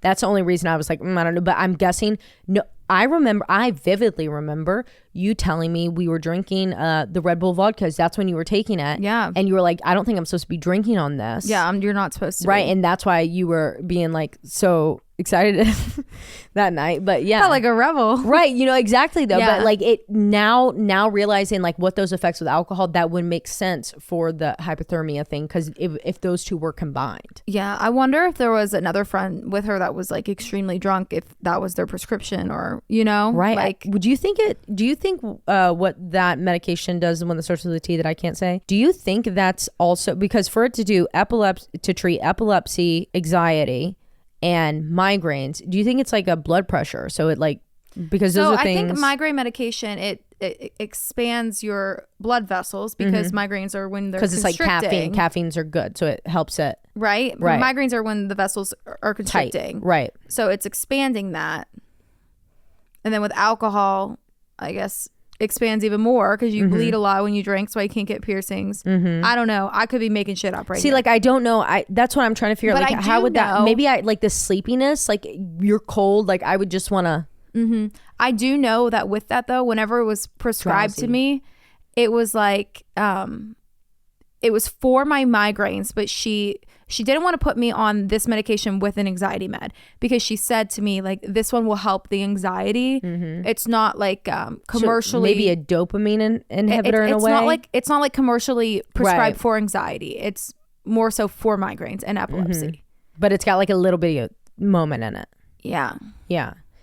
So I don't know. Again, we don't know all the answers. If someone wants to look further than that, that's why I just wanted to make sure that you guys know, like I didn't make that shit up. Like I literally read that on multiple sources and I confirmed it. So they confirmed this finding and this conclusion by the discovery of lesions in her stomach at the time of her autopsy. So whatever these effects would be would also have to have lesions in order to, like ulcers, kind of. Lesions are like little cuts or yeah. Inside her stomach. Inside your stomach. So it's not like necessarily cuts, but it's like damage to your tissue. And the only other thing that they found via an autopsy was the fact that she had evidence of brain swelling, or there was brain swelling, but which I found this pretty odd, is that they actually said that this was a result of a pre-existing medical condition. And I don't know if she knew of it, but they never said like what it was, which HIPAA, but like they never, went into detail about it. But that stays in my head, right? Because you're with that, and then you have a medication for two brain things, migraine, epilepsy, and then alcohol. Right. Then the combination of this pre-existing condition that may or may not have been known. Right. And these things. But there was no signs of foul play or anything that the MEO believed would suggest anything other than this just being a tragic accident. These findings were released to the public on October 6, 2017 by the Cook County Medical Examiner's Office, which was followed by a separate statement released by the Rosemont Police Department saying, quote, "While no foul play was suspected, the investigation is still ongoing." End quote. Interesting. Now, I don't know what their exact reasonings were or what part of the investigation they were still working on, because there's not much on this side of that side of things released.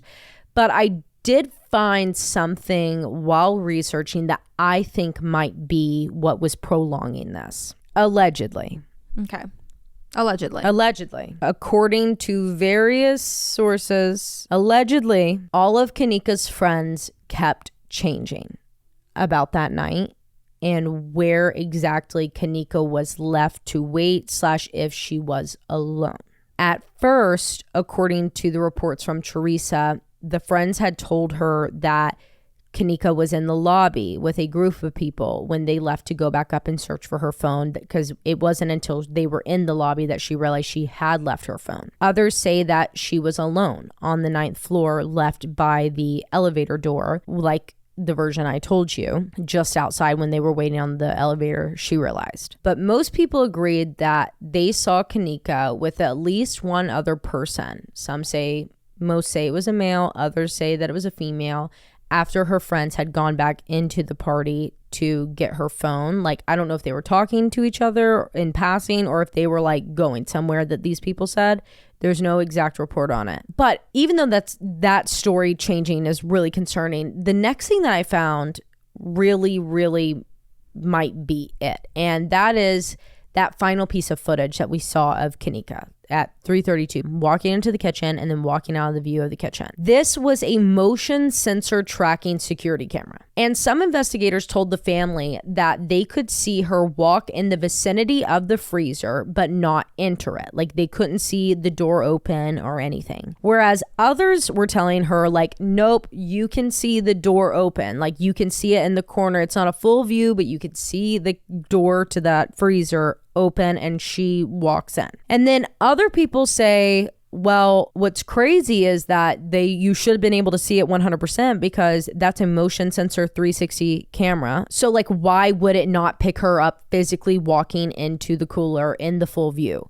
Adding to the freezer issues, why the fuck is a freezer in a kitchen that is not in use on? That's what I was wondering. If the cooler's not on, why is the freezer behind the cooler on? Right. The cooler's not on. Why is the freezer on? And why is anything on in a kitchen that is not being used and has not been used? Where's her shoe? Her shoe was with her, I believe. Okay. I didn't find anything that confirmed that. I might have, but I need to refer back. So I'll report back later. But why is this freezer left on? Investigators are grilling the hotel management, staff, employees, everyone about this. Like, who the fuck turned the freezer on? When was it on? When was it off? Is it supposed to be on? Is it supposed to be off? What the fuck is the deal with the freezer? Basically, everyone had these many different versions of events. Some are saying it should not have been on, but it was on because there was a local restaurant that had rented it out to do a big catering prep in there, and they turned it on, and I guess we didn't turn it off. And then other people were like, no, we definitely turned it off. It was 100% supposed to be off. And then other people were like, no, it's never been off. It's always been on because we go down there to hang out. What are you doing down there? I don't know. But everyone can agree. The only thing that they can agree on is the fact that this freezer should not have been on. It was not supposed to be on. And in fact, it was reported to be half turned off. So the last thing that I'm sure kept this investigation open and ongoing was the main question that everyone had. And this concerns that hotel employee that discovered Kenneka. And, you know, what we talked about, like, is, okay, why would a hotel employee be the person to go down there and search this area? And the only thing that we can, like, think of is, like, oh, this is the area that this would be. And they need to pointed it out, or they need to unlock it. So what the family learned was that the walk-in unit as a whole, the freezer, the cooler, it was unlocked when that employee walked in and found Kenneka. That means it had to have been unlocked the entire time. No one had been down here. Right. But Kenneka. So it was unlocked, and you can open it from the inside. It's same thing. Not a lock on the inside, not a lock on the outside. It was unlocked. Latched, but unlocked. What was stopping Kenneka from just being able to stand up and walk out? Right. Just as easily as she got in. So tell me, you're saying no foul play is involved? There's no signs of it at the scene on her body? That's assuming that the door is unlocked the entire time that Kenneka is in there. Absolutely, because that's how it was when the employee found it. So it should have been. And she got in, so it had to have been unlocked. So if you're telling me it's been unlocked this entire time, what would have stopped her? Give me a good answer to that question. Where did that fresh cut on her leg come from? Did you guys ever determine where that landed? What happened here? Yeah. You know, why was her shoe off because of that cut? Did it go through her shoe? What was it? Is there anything that you can determine in the area? No answers to any questions that you have. Like, ridiculous. Unbelievable. And all of these questions were left unanswered officially on paper. No one knows to this day. We don't have all of these answers. And if they do have them, they've never been released. But unofficially, some of these questions got answered. And this is what I'm talking about when I think this is probably what it was, all of these things. But because of this portion I'm about to tell you, that investigators couldn't necessarily close the case at that point in time. So we're going to have to fast forward a few years after Kenneka's death. Her family was still fighting for answers, closure, an explanation that makes sense at least, and attention to stay on Kenneka's case. But naturally, over time, Kenneka's case became harder to keep in the press circuit, and tips stopped flowing in as regularly. When this happens, it's sad because that means that the case is losing its attention from the public. But there are some good things that can come from a case going a little low key. And that is, people start feeling that as this case is losing public pressure, they can, talk about it. So the rumor mill starts churning. And people that typically are straight and narrow start getting a little sloppy about their information and who they're telling it to. And 9 out of 10 times, information that police were keeping close to their chest ends up slipping out because someone told someone something. And that is exactly what happened. Rumors began circulating that police had actually gotten a confession from a man who claimed to actually be the last person to see her that night. Whoever this person was, which no one knows, because whoever this source was, I guess from police in this rumor, never said a name because it was unimportant or to protect them. But either way, whoever this man was, he claimed that he had come by the hotel's restaurant to hang out with his friend. And I don't think this is the same. I don't know. Like if he is saying restaurant, like I went and met up my buddy and we went down to the kitchen. I don't have the full details on this. But either way, this guy says that he comes to hang out at the hotel restaurant with his friend, who just so happened to be working security at the hotel. And this was a pretty typical night for the two men. So per usual, the man that is writing the sentence. So I'm referring to this guy, the writer, or the man who confessed, as the man. And then we're going to call his security guard friend, security friend. Okay. So per usual, the man and his security friend went down to the kitchen freezer together and started smoking weed. This was one of their favorite things to do, and they did it very often. The only thing about this night that was different, though, in particular, was the fact that a hotel janitor had joined their smoke sesh. So just a few minutes into, I guess, like lighting up, the man says that Kenneka walks into the freezer, just swings the door open. So they're like, oh, fuck, they're literally smoking weed in the hotel freezer. Right. The security guard and janitor's place of work. But she just came staggering in. He said, quote, she was dazed and confused, but she recognized security friend. So she immediately walked up to him, and apparently they knew each other pretty well because she goes up to him and she's like, hey, I'm not feeling good. Something's wrong. I'm not feeling good. I guess she hung out in there with them according to this guy, But the security friend was like holding Kenneka up the entire time because she was going in and out of consciousness or falling asleep because she was just so intoxicated. Trigger warning for what I'm about to tell you. SA and R. So as they finish up their smoking session, the man that confessed says that security friend began to take advantage of Kenneka. He sexually assaulted her and raped her. And at this point, the man says that Kenneka, at some point during the assault, the man says that Kenneka came to and began fighting the security guard, slapping him really hard on his face, which made him mad and embarrassed. So he picked her up and he threw her against the wall and then again down on the floor where he held her down, wrapping a plastic bag that was nearby on the ground around her head and squeezing it as tight as he could. The man said that he was finally able to rip his security friend off of Kenneka, dragging him out of the freezer and into the cooler area. And as the two men are like struggling on the ground, wrestling each other, trying to like, the man's trying to call him security friend down to be like, dude, we got to fucking get out of here. Like, what the fuck are you doing? The man that had pulled him off is watching Kenneka and she's like coughing and gasping for air and like trying to catch a breath. And she's like she realizes, and so she's like, moving around trying to get up to escape, but so does the security friend. And he jumps up, threatening the man and the janitor to get the fuck out before turning the freezer all the way on high, slamming it shut and blocking it. So as Kenneka was trying to get up, she gets locked in and is like banging on the freezer door, and the man and the janitor are told to leave or they're going to be killed by the security friend. The next day, mind you, this would have been hours before, well before the hotel even went through the footage or before police even took the fucking report. The next day, so Saturday in the afternoon, the security guard texts the man and the janitor, or says it to them in person, I don't know, reaches out to them and lets them both know that she is dead and they don't need to be worried because he took care of everything. That was the rumor. Holy shit.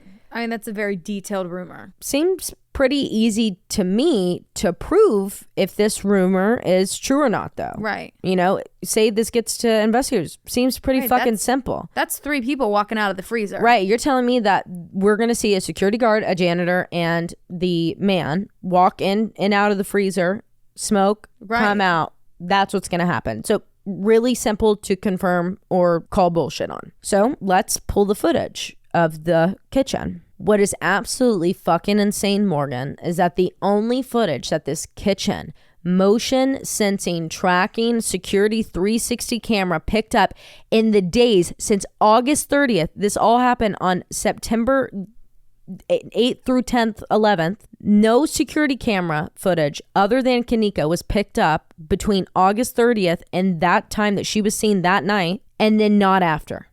So you didn't see police coming in. You didn't see the employee locating her body. None of that.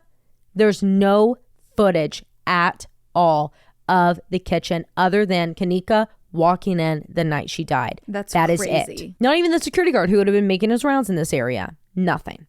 As if not another fucking soul had been in the area of this kitchen in a week before or at least a week after Kenneka's death, which we fucking know for a matter of fact is not true. Right. It's not true. No matter what the story is, that's fucking impossible. That's fucking sketch. But they say that it only turns on when it detects motion. So there had been no motion to be detected to turn it on in all of that time.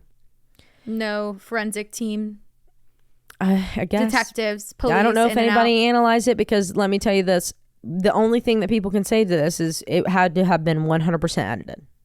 Yeah, it was wiped. Was it edited before police got there, or was it, when police got it? Right. So who fucked? Was it the hotel staff?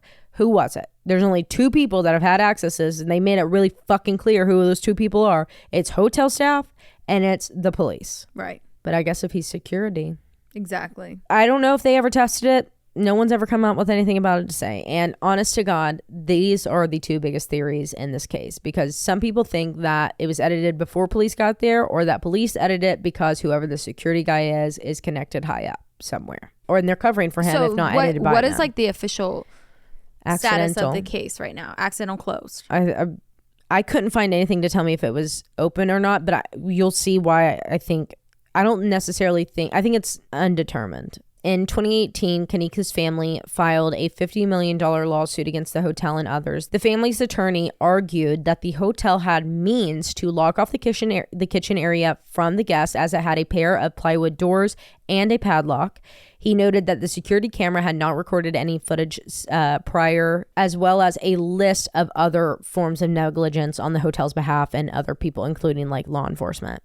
Finally, in December of 2023, this was filed, bitch, in 2018, in a month ago, a literal month ago, in December of 2023, the lawsuit was settled for $10 million.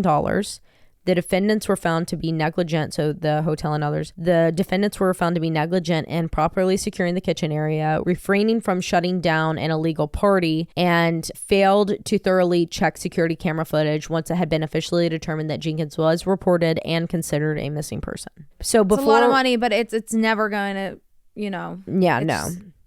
Before we talk further, I do want you to see the footage. So I'm going to show it to you really quickly, and then we'll come back on and we'll discuss, because I want you guys to go watch it right now too, and then I'll be done with my case. Okay. So we just watched it. It really does look like we sat there and rewinded it a couple times, because it really looks like she's talking to somebody. Yeah, it's like multiple points in it. Like if I didn't know that she didn't have her phone on her, I would 100% think that she was on the phone with someone. I'm so confused on how it's possible for someone to get to that lower level service floor, because without someone stopping you, and you're in a hotel, and it's not easily accessible through an elevator by any means. And even staircases, when you get to a lower level, it doesn't like, either it has like that chain rope employee only, you know what I'm talking about, or it just ends and there's a separate service staircase where employees can only get back through management office, and there's like a key that you have, like a fob that you have to use to get in. Like this is 2017 and there's a fob. It's not even like it was that long ago, right? I just it's eerie. The details of it, they don't make sense. No. And someone's hiding something. I do think that. Yeah, 100%. So even if it was just accidental, I think there's something someone's hiding, because or else this would make complete sense. Yeah. 100% make sense. But it doesn't. Right. If all the footage was handed and you see it step by step by step by step. Mm-hmm. It's just, and you see the police, the management and the police come in and find her, like that would make sense. And it's not like, but why are we hiding that kind of stuff? It's not like it's that we're not talking about a hotel here. Hotels are covered in cameras. Right. Where is the rest of the footage? Yeah. It's just insane. But that's really sad. Yeah. So I encourage you guys, if you want to learn more, to go and like do your own research. There are different like pages that keep people up to date with developments that are made, and following the family members and supporting them as they fight for answers for Kenneka. So anyways, guys, I hope that if you hadn't heard this case, I'm so sorry it took me so long. In my heart of hearts, I truly thought I had covered it. And I understand the hesitancy on calling the police for so long by family. Me too. Because she's underage. They don't want to get her in trouble. They trouble. don't want to get anyone in trouble. Right. Like if she was just like passed out somewhere, like I would want to wait, because honestly too, you don't want to believe that your family member, your friend, your daughter, your sister is actually in like danger. Right. You want to think you want to tell yourself like, she probably is. I'm just, I just want to know where she's at. That's all I care about. And then like as time goes on and you realize no one's going to help you, not the hotel, not the police, like you fucking do what you have to do, and you knuckle down and you report her missing. Yeah. No matter what the consequences are for anybody. Yeah. It's terrible, dude. It's terrible. Well, you did a great job. Love you guys. Love you guys. We'll talk to you next Thursday. We're coming for a creepy count. So we're going to be recording that next Monday, the Monday before it comes out. So the Monday after you listen to this. So if you have a creepy account that you want to send in, you should send it in right fucking now. Thanks. Should we request anything? Do you have anything that you want to request? Not off the top of my head. Will you guys tell us what we should request? Yeah. Please tell us. And then, hey, let's do that because, guys, our creepy accounts are so mapped out for the next few months leading up to Morgan's wedding and during like up until May. So we can tell you if you have this story to send it in at this exact date and we can get like topics. That'd be fun. Yeah, that'd be fun. That'd be a fun thing to look forward to. Yeah. I love how I'm acting like we don't get creepy accounts. I think I want for February, hear me out on this. Okay, I'm ready. Like, love. But it's coming out on your birthday. Is it? Okay, yeah. Or no, we didn't. We couldn't. Remember, I think we moved it. I think so we moved love. it too. I think we had to move it. So love. Like a love creepy account, but like also like horror. Like not like Romeo and Juliet. But like my husband, I think, was possessed. Or okay, so like I dreamed crazy of, shit with your partner. Yeah. Yeah, crazy shit with the person that you love. Yeah. Yeah, crazy shit with the person that you love. Yeah, like 100%. That's a great one for February. Yeah. What about for your wedding month, April? Oh God. Positive reinforcement on marriage. No, we gotta. How about we dedicate it to Ollie? Yeah. We could dedicate it to Ollie. Stuff. Dog, animals. We'll shop that one for sure. The creepy partners. Creepy partners Tell us all the creepy partners that for February that you love. February is gonna be creepy partners. January we don't have one, but make this one where you fight for your topic. Yeah January creepy account, read me now. Great what are they called? Not catchphrases. Clickbait. We want clickbait. I want all the clickbait in the world. That's how you guys January. get me, just so you know. Yeah, me too. Yeah, I want this to be like finale. Yeah, if I see a good title, immediately clickbait in the Google Doc. That is the January. Clickbait us. Yeah. Yeah, and tell us what other topics we should request. Okay, we're gonna let you go now. Love you. Bye. Love you. Bye.